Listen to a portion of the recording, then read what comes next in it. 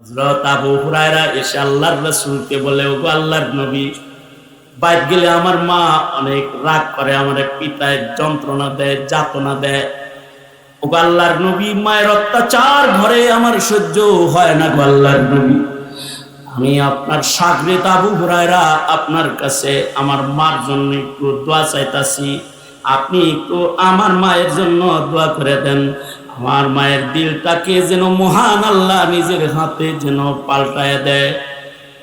আমার মাঝে আমি ঈমান আনার কারণে, আপনার কাছে আসার কারণে আমার উপরে অত্যাচার করে, আমার মায়ের যেন এই অত্যাচারগুলা আমায় না করে, আপনি একটু দোয়া করে দেন।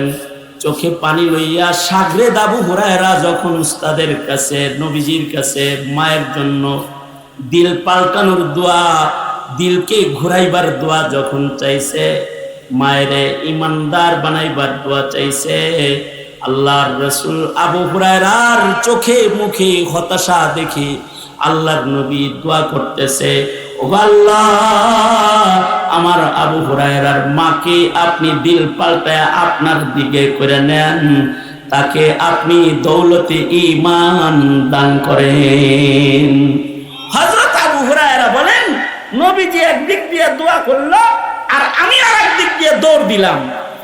আমি চিন্তা করলাম যে যাই দেখি আমার ঘরে আল্লাহর রাসূলের দোয়া আগে যায় নাকি আমি আবু হুরায়রা আগে যাই।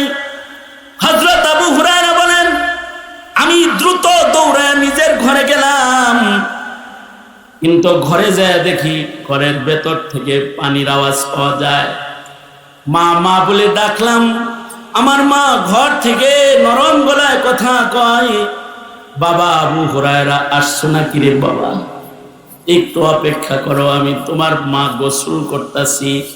হযরত আবু হুরায়রা বলেন, আমি আমার বাড়ি পৌঁছার আগে নবীর দোয়া আমার বাড়ি পৌঁছায় গেছে, আমার মায়ের দিলকে আল্লাহ তাআলা ঘুরায় দিয়েছে।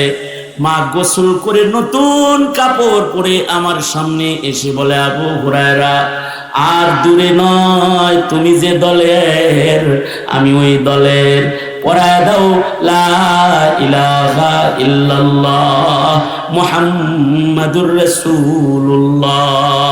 আমি সাক্ষ্য দিতেছি আবু হুরায়রা, আশহাদু আল্লা ইলাহা ইল্লাল্লাহ ওয়া আশহাদু আন্না মুহাম্মাদান আবদুহু ওয়া রাসূলুহু। দোয়া